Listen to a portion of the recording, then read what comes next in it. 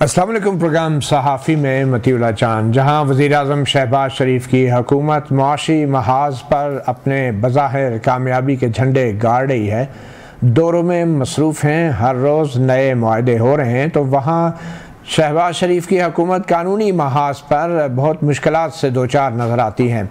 आज भी election commission of Pakistan ने इलेक्शन ट्राइब्यूनल के सामने ज़ेर समाअत PTI की उन दरख्वास्तों को इलेक्शन ट्राइब्यूनल से वापस ले लिया है जिन दरख्वास्तों में इस्लामाबाद की 3 कौमी असम्बली की सीटों के नताइज को चैलेंज किया गया था, और जस्टिस तारिक महमूद जहांगीरी पर मुश्तमिल इलेक्शन ट्राइब्यूनल ने तीनों कामयाब करार दिए गए नून लीग के MNAs को फॉर्म 45 का रिकॉर्ड पेश करने का हुक्म दिया था, और इसी तरह इन तीनों हलकों के रिटर्निंग अफसरों को भी फॉर्म 45 का रिकॉर्ड पेश करने का हुक्म दिया था।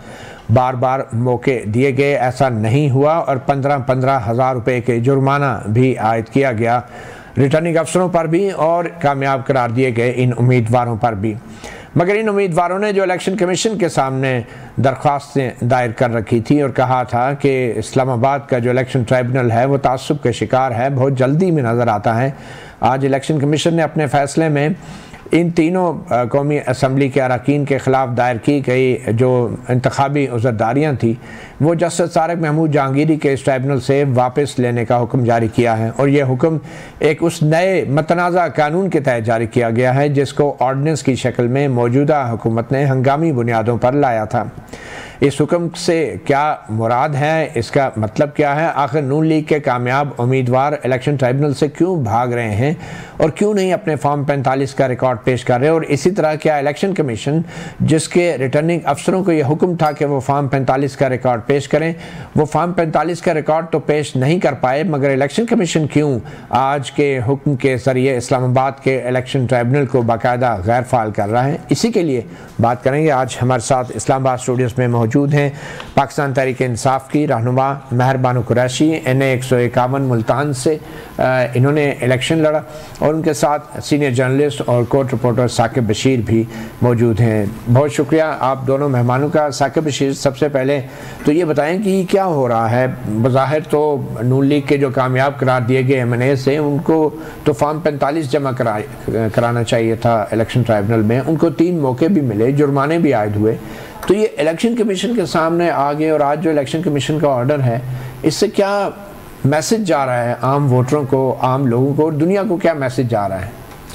वैसे तो चाहिए तो ये था कि इलेक्शन कमीशन खुश होता कि कोई ऐसा ट्राइब्यूनल भी है पूरे मुल्क में जो बड़ा एक्टिवली जो है वो बैठ रहा है और काम कर रहा है और इसको आगे बढ़ा रहा है, और जल्द जो है वो काम मुकम्मल कर लेगा, बल्कि 180 दिन का जो एक बार होता है उसके अंदर रहकर जो है काम मुकम्मल कर लेगा।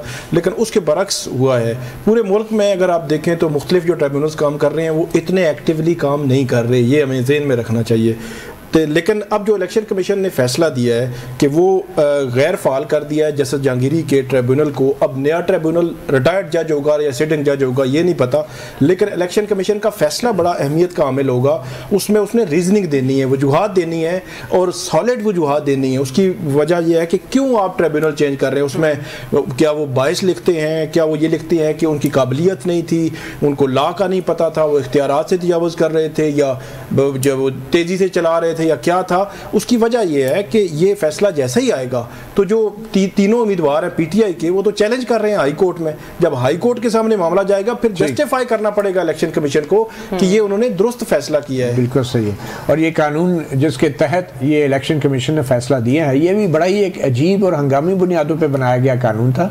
ये कानून है क्या और कैसे ये बनाया? नहीं, हंगामी भी फिर आप देखेंगे 2017 के एक्ट में यह था कि रिटायर्ड जज जो है ट्रिब्यूनल लग सकता है, लेकिन 2023 में जो PDM की गवर्नमेंट थी उन्होंने कहा कि नहीं, कुछ ट्रांसपेरेंट होना चाहिए, शफाफियत होनी चाहिए इलेक्शन ट्रिब्यूनल्स में, और वो शफाफियत सिर्फ सिटिंग जज के जरिए आ सकती है। 2023 में खुद इसी हुकूमत ने ये तरमीम लाई, और अब जो है वो अपनी काज के खुद जज बन गए हैं कि आपके सारे केस। की वजह क्या थी आपके ख्याल में? उसकी वजह तब जो लाए थे, उसकी वजह अभी जो ये कानून बनाना अभी तो डेफिनेटली आप देखें, जैसे जहांगीरी केस चला रहे थे उन्होंने, बल्कि इवन यहाँ तक मतलब वो कह दिया था कि हम तेज़ी से चलाएंगे, ये सिविल कोर्ट या 199 के तहत नहीं है, 199 के तहत ये केस नहीं चल रहा, तो इसलिए वो उन्होंने कहा कि इसमें जुर्माना भी होगा, और उन्होंने कहा था कि अगर आप तावन नहीं करेंगे तो आपकी जो रुकनीयत है वो भी मुअत्तल कर सकते हैं। तो ये रीजनिंग है। इस वजह से आप देखें कि जो अचानक हुकूमत ने वो जो ले आए कि रिटायर्ड जज भी लगा सकते हैं, जो हुकूमत खुद कह रही थी रिटायर्ड जज नहीं लगाने, अब खुद ले आए कि केस मुंतकिल करने का अख्तियार, केस मुंतकिल करने का भी, और वो भी ड्यूरिंग, मतलब उसका इफेक्ट भी आप देखें कि अगर 27 मई को या 28 मई को ये ऑर्डिनेंस आया, उसका इफेक्ट पहले से डाल रहे हैं, मतलब उसके बाद से। ठीक, आप ये बताएं ना कि कल जस्टिस तारिक महमूद जहांगीरी का जो ट्राइब्यूनल है वो बैठेगा? जी बिल्कुल, कल की मुकर्रर थी तारीख, मुकर्रर है, अभी भी कॉल लिस्ट पे मौजूद है। कल क्या होगा फिर? अब कल देखेंगे कब इलेक्शन कमीशन का वकील हो सकता है पेश होकर कहें कि इलेक्शन कमीशन ने ये फैसला किया है और आपका ट्रिब्यूनल जो है वो खत्म कर दिया। साथ ही जो ऑर्डिनेंस है उसके वाले से भी कल चीफ जस्टिस आमिर फारूक जो समाअत करेंगे। हालांकि पहले वो स्टे दे सकते थे उस लेकिन नहीं दिया। एक दफा ट्रिब्यूनल तश्कील दे दिया जाए ईसीपी की तरफ से तो फिर तो अब वो एक कोर्ट मैटर बन जाता है, वहाँ पे जुरिस्डिक्शन हाई कोर्ट की होती है, तो क्या फिर ईसीपी उस ट्राइब्यूनल को खत्म कर सकती है? कानून क्या कहता है उसमें? इलेक्शन कमीशन ने नहीं, बट ट्राइब्यूनल के हवाले से सुप्रीम कोर्ट में जाते हैं। मसला ये है कि ये सारे सवालात जो है ये बहुत ट्रिकी सवालात हैं। इन सवालात के जवाब उसी ऑर्डिनेंस के जो चैलेंज किया हुआ है वहाँ अटॉर्नी जनरल को आमिर फारूक साहब के पास उसी में आएंगे, क्योंकि इट्स नॉट दैट सिंपल। इसमें जुरिस्डिक्शन, मेहरबानो आप भी तो मुल्तान NA 151 से इलेक्शन हारी हैं और आपने भी चैलेंज किया हुआ है। आपका इलेक्शन ट्रिब्यूनल जो मुल्तान में है उसके जज साहब जो हैं जस्टिस सरफराज डोगर हैं जी, और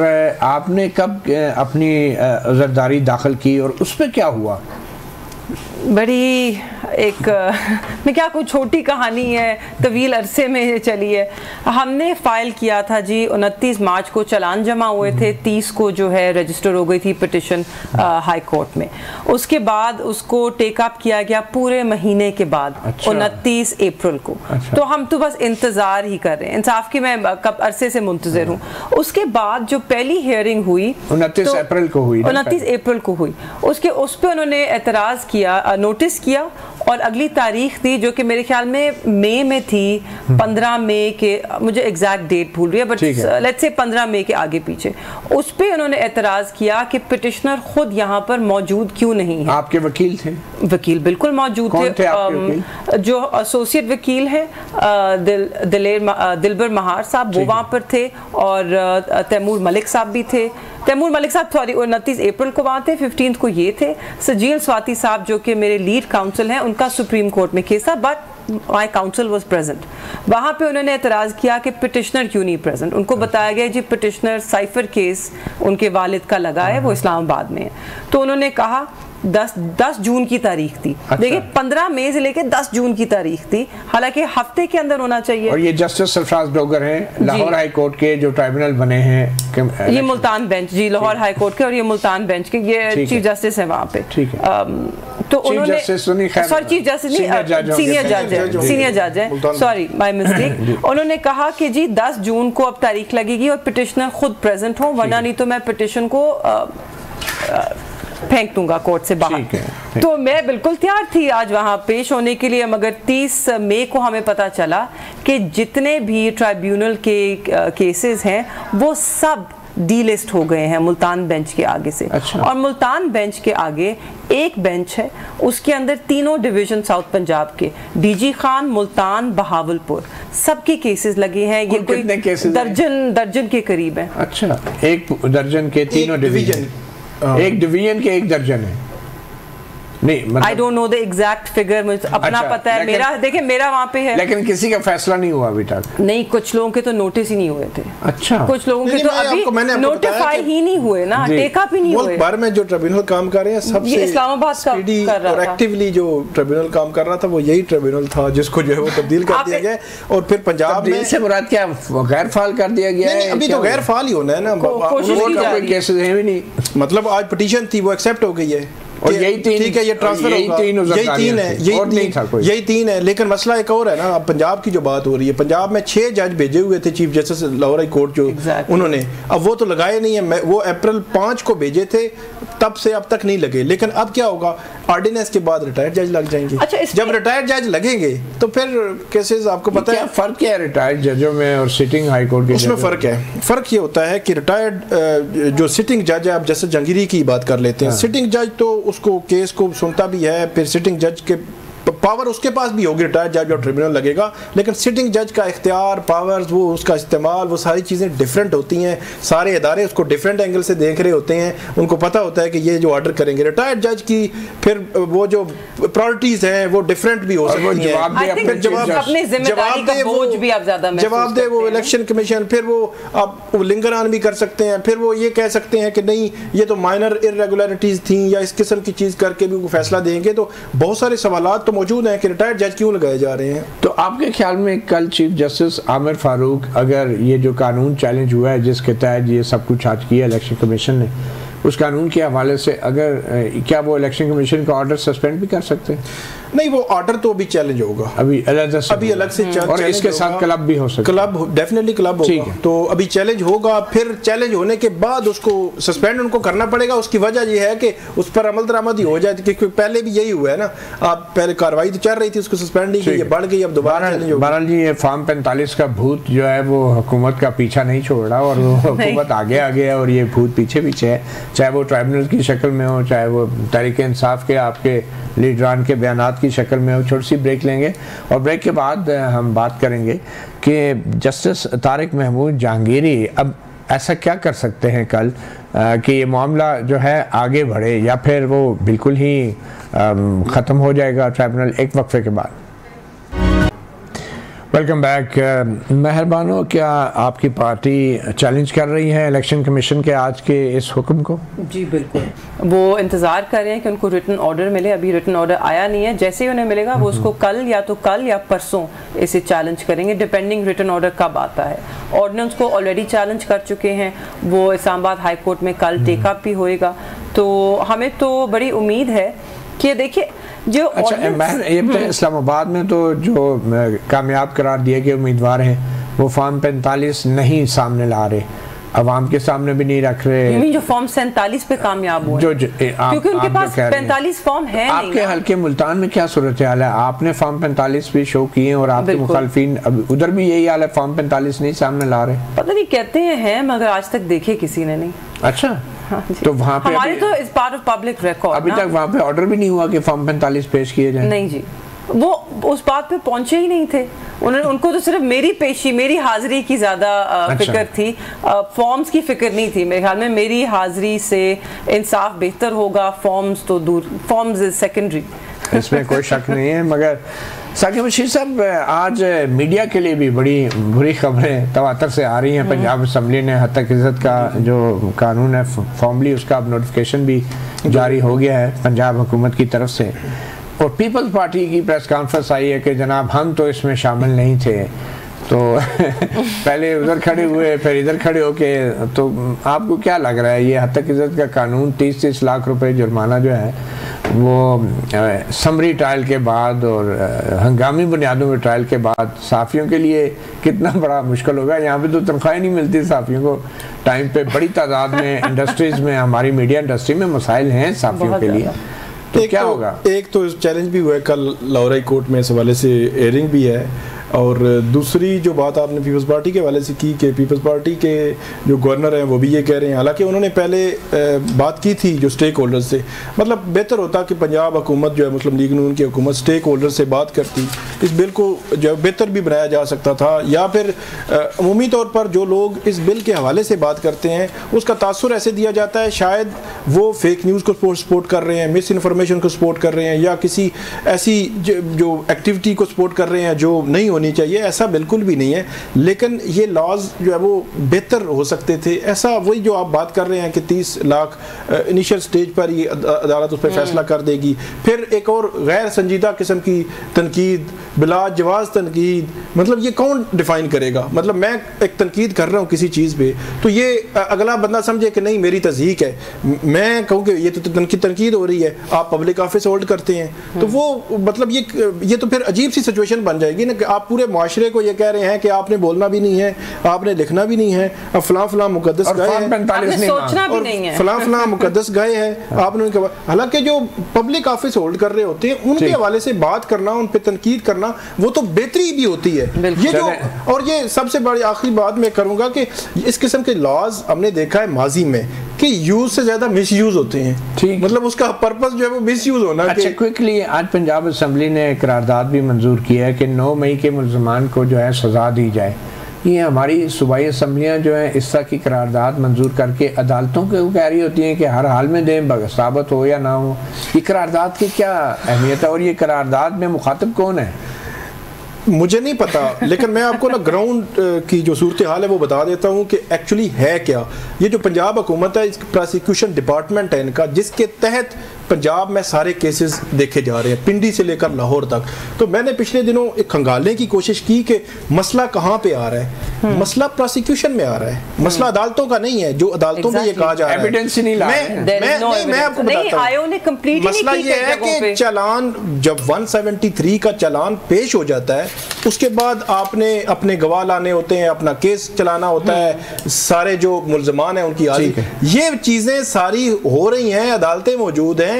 प्रोसिक्यूशन के एंड पे चीजें ऐसी हैं जो मुकम्मल नहीं हो रही, तो ये वजूहत है। और पंजाब हुकूमत को चाहिए, किसी का इस पे भी दो राय नहीं है, अगर कोई किसी ने जुर्म किया है सजा दें, लेकिन आपने लॉ और कानून के मुताबिक सजा देनी है, उससे बाहर नहीं जा सकते। काम प्रोसिक्यूशन का, प्रोसिक्यूशन अपना काम पेश करे। आज अहमद खान न्याजी साहब जो हैं वो बरी हुए एक केस में और उनको एक नए केस में गिरफ्तारी डाल दी गई। अब ये मसला ये है 9 मई के जितने भी केसेस हैं, और इसीलिए हम कहते हैं कि इसके ऊपर आप इंक्वायरी कमीशन बैठा दें, क्योंकि आपको भी नहीं मालूम कौन मुलव्विस था। जिस तरह के अहमकाना आपने केसेस बनाए हैं, अब देखिए हम 3 लोग हैं, अब हम 3 पे अगर 15-15 पर्चे हो जाएं 4 मुख्तलिफ शहरों में, मतलब कि हम कहीं भी नहीं थे। तो मेहरबानो ये इंक्वायरी कमीशन आपकी खैबर पख्तूनख्वा हुकूमत क्यों नहीं बिठा रही? बिल्कुल बिठानी चाहिए। अब मैं तो पब्लिकली टेलीविजन पे, एक्स पे, जमात के अंदर ये मुतालबा कर चुकी हूँ और कह चुकी हूँ कि बुलाएं, अपनी हुकूमत अपनी जमात से कह चुकी हूँ और मैं बार इसको टेक अप करती हूँ। मैं कहती हूँ कि जी डिले क्यों है? क्या कह रहे हैं अली अमन गंडापुर साहब? वो कह रहे हैं कि जी हम करारदाद पेश करेंगे असेंबली में। इधर भी करारदाद, उधर भी करारदाद। हंसी आ रही है, मैं क्या कहूँ। अब इस करारदाद से अब मजीद कितना नया पाकिस्तान बनेगा? एग्जैक्टली मेरे ख्याल में बिल्कुल कमीशन बनना चाहिए ताकि तायुन तो हो कि किसने किया, क्या किया और क्यों किया। बहुत शुक्रिया मेहरबान कुरैशी, साकिब बशीर। आपका एक छोटी सी ब्रेक, और ब्रेक के बाद बात करेंगे उन असातिज़ा की कि जिनसे हम तालीम और तरबियत हासिल करते हैं, बड़े बड़े ओहदों पर जाते हैं, और फिर जब यही असातिज़ा अपने हकूक़ के लिए सड़कों पे निकलते हैं तो इन पर डंडे भी बरसाए जाते हैं और इनके मुतालबात पे कान भी नहीं धरा जाता। बजट आ रहा है और इस्लामाबाद के हज़ारों असातिज़ा के क्या मुतालबात हैं, क्या खदशात हैं, क्या मसाइल हैं, इसके ऊपर बात करेंगे असातिज़ा की तंजीमों के नुमाइंदों से। Welcome back. पाकिस्तान में तालीमी निज़ाम के ऊपर हम जितनी भी तनकीद करें, इसी निज़ाम के से निकल कर पूरी दुनिया में हमारे कुछ नौजवान और तालिब इल्म मुल्क का नाम भी रोशन करते हैं।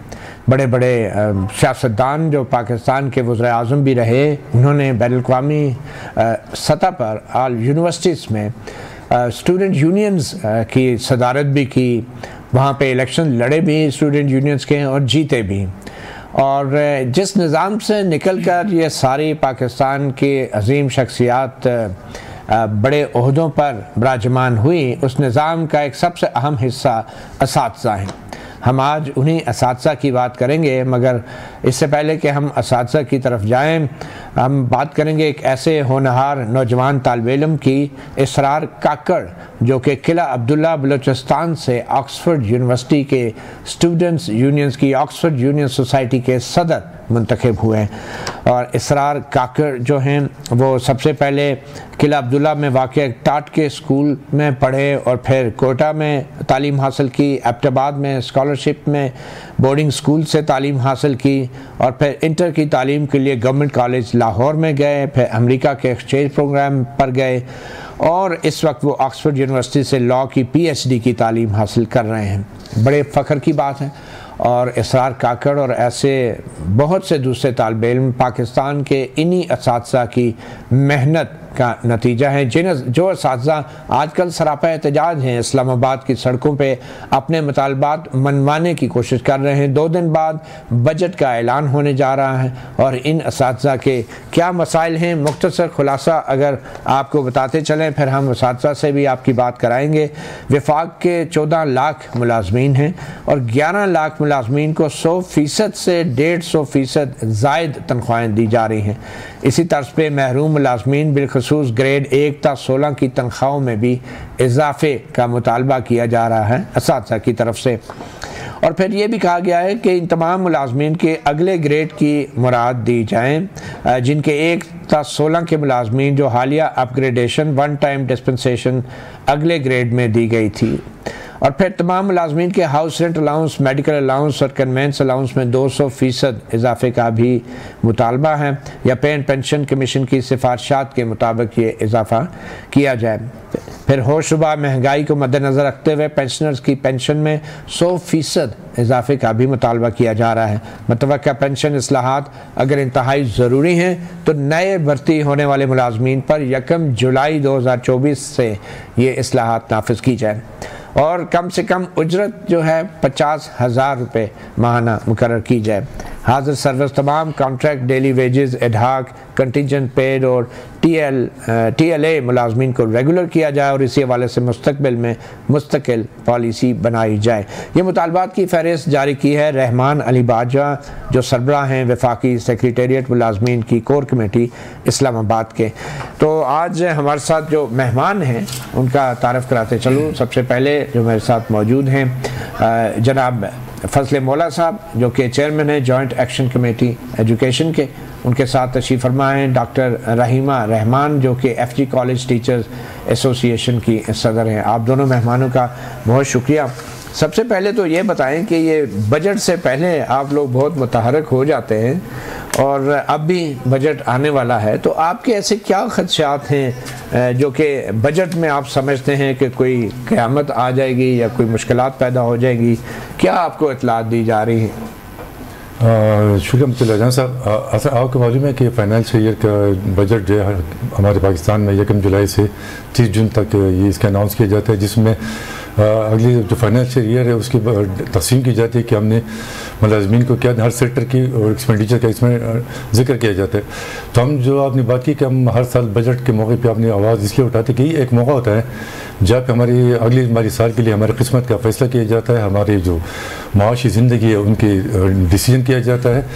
तो इस मौके पर हम इसलिए आवाज़ उठाते कि हुकूमत वक्त के बावर कराया जाए कि कुछ ऐसी मुलाजमीन है, ख़ासकर अगर आपने एजुकेशन की बात की, मैं एजुकेशन से मैं तमाम मुलाजमीन की बात करूँगा कि हम वफाक को रिप्रेजेंट करते हैं, वफाकी मुलाजमीन को रिप्रेजेंट करते हैं। जिस तरह आपने बात की कि 14 लाख मुलाजमीन में से सिर्फ 2 लाख मुलाजमीन ऐसे हैं जो जिनकी तनख्वाहें सबसे कम है। अगर वफाक हुकूमत 14 लाख मुलाजमीन में से 12 लाख मुलाजमीन की तनख्वाहें डबल दे सकते हैं, जो 2 लाख को क्या फ़र्क पड़े कि इनको क्यों नहीं दे सकती। दूसरा ये बात है कि हम हमारी जो कन्वेंस अलाउंस है, हमारा मेडिकल अलाउंस है, हमारी जो हाउस रेंट अलाउंस है, महंगाई की शरह आपको पता है कि कहाँ से कहाँ पाकिस्तान में पहुँच गई है, लेकिन हमारी रेट्स बहुत पुरानी है, बल्कि जो पिछली तनख्वाहें थी उसको फ्रीज़ किया गया था। इसलिए हम इस दफ़ा बजट को हमेशा हम आवाज़ उठाते हैं कि हुकूमत वक्त जहाँ पे अगले साल के लिए हमारे किस्मत का फैसला करनी जाती है उसको हम याद दिलाएँ कि अभी गरीब मुलाजिमीन बैठे हैं, उनकी आवाज़ सुनी जाए। तो डॉक्टर रहीमा आप कॉलेज टीचर्स एसोसिएशन की सदर हैं, आपके ही तालीम याफ्ता और तरबियत याफ्ता ये स्टूडेंट्स आज बड़े बड़े ओहदों पे बैठे हैं जो आप पे लाठियां भी बरसाते हैं, जो आपके मुतालबात को मुस्तरद भी करते हैं, फिर आपको कहते हैं हमारे पास पैसा नहीं है जाओ। तो ये आप लोगों की कोई तालीम और तरबियत में कोई कमी रह गई थी? सर मैं एक बात कहना चाहूँगी कि उस्तादज़ा का जो काम है वो सबसे मुश्किल तरीन काम है। वो फिज़िकल बॉडीज़ को एट द स्पॉट वो प्रिपेयर करते हैं और उन्होंने आगे जाकर डिलीवर करना होता है। और हमारे ही बनाए हुए जो स्टूडेंट्स हैं, प्रोड्यूस जो हमारा प्रोडक्ट है वो इतना अच्छा प्रोड्यूस कर रहे हैं, तो जो उनको बनाने वाले उस्तादज़ा हैं उनके ऊपर भी थोड़ी सी तवज्जो दी जाए।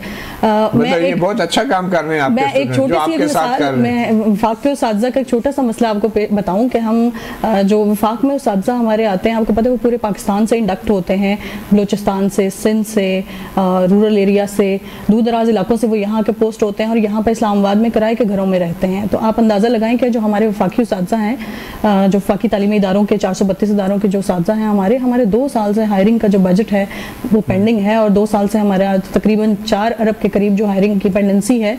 तो आप सोचें कि यहाँ पर अपना घर अफोर्ड करना तो उनके लिए बहुत मुश्किल है, सरकारी रिहाइश गाहें भी उनके पास नहीं हैं।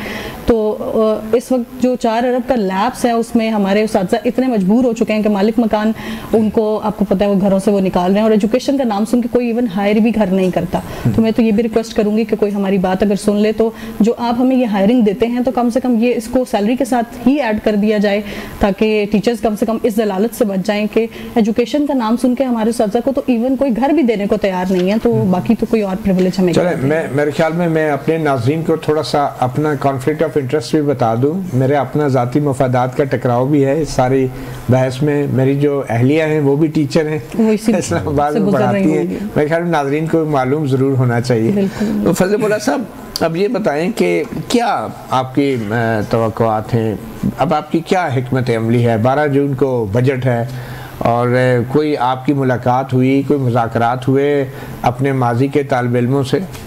क्या कहते हैं आपके तालिब इल्म?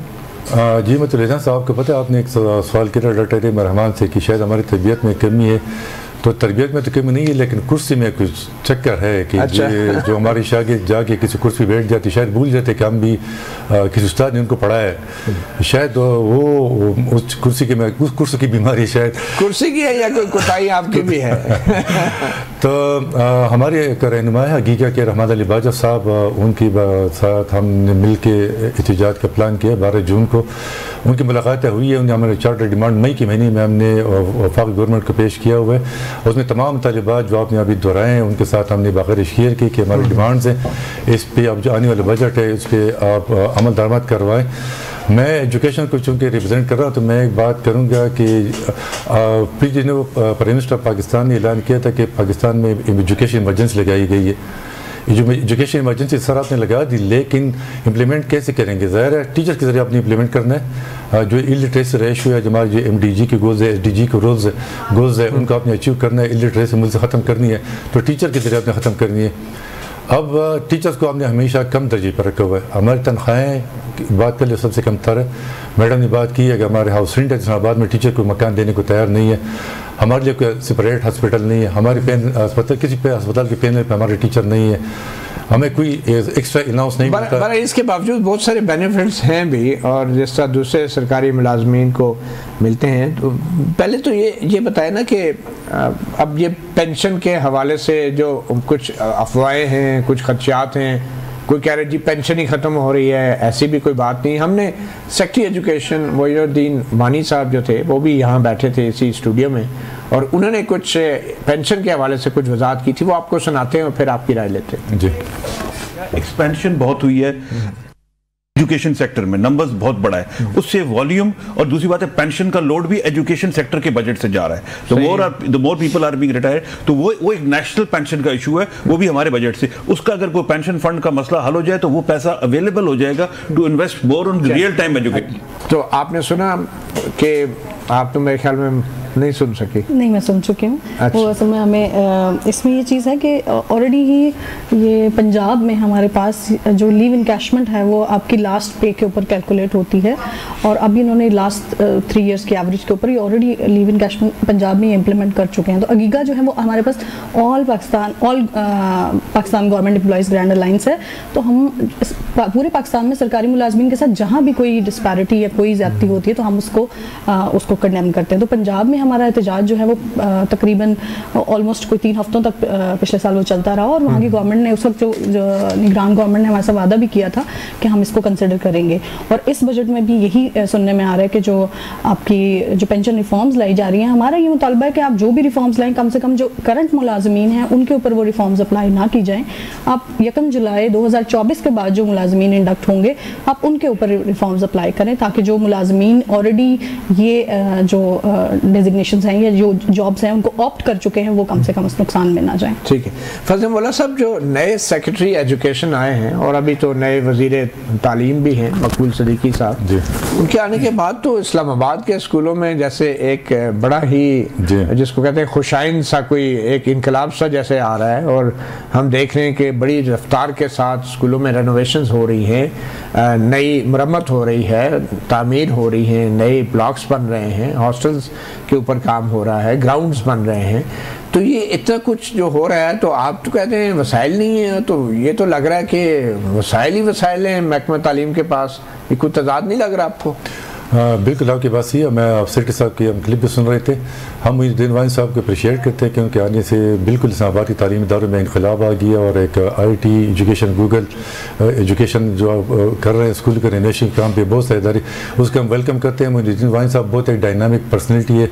उससे पहले चीफ सेक्रेटरी गिलगित बल्तिस्तान रहे, आप इनकलाबी काम किए। आजकल हमारे स्कूलों में, मेरे अपने स्कूल में जितने भी इस्लामाबाद के स्कूल में बड़े काम हो रहे हैं। मसला है कि ये वसाइल कहाँ से आ रहे हैं? वसाइल आपके पास है। अगर आपके पास इदारे के लिए, आपके पास फिजिकल स्ट्रक्चर के लिए, आपके पास कंप्यूटर के लिए, IT के लिए वसाइल है, तो फिर जो वहाँ पे पढ़ाने वाले टीचर उसके लिए वसाइल क्यों नहीं है? मुझे ये बात समझ नहीं आ रही कि जो इस इदारे के अंदर एजुकेशन डिलीवर कर रहे हैं।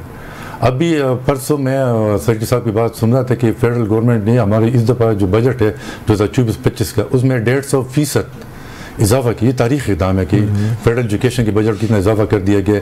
हम चाहते हैं कि इसका छोटा सा चंक जो हमारी एम्प्लॉइज़ है, जो हमारी एजुकेशन एम्प्लॉइज़ है, तकरीबन 14-16 हमारी एम्प्लॉइज़ है रिटेयर के अंदर, उनको भी इससे मुस्तफ़ीद होना चाहिए। उनको भी इसकी छोटी सी एग्जांपल मैं आपको बता दूं। मे बी एक बहुत अच्छा फॉर्म मिला है हमें, ये इससे आपको अंदाज़ा होगा कि हमारे पास एजुकेशन के क्या हालात है। कि आपको पता है MS और MPhil की डिग्री को HEC जो है वो एक्विवेलेंट करार दे चुकी है, जबकि हमारे MPhil होल्डर्स को 2500 अलाउंस मिलता है, लेकिन हमारे MS के होल्डर्स को वो अलाउंस नहीं मिलता। तो मैं इस फोरम से अपने सेक्रेटरी एजुकेशन के नोटिस में ये चीज़ लाना चाहूँगी कि इस तरह की चीज़ें भी।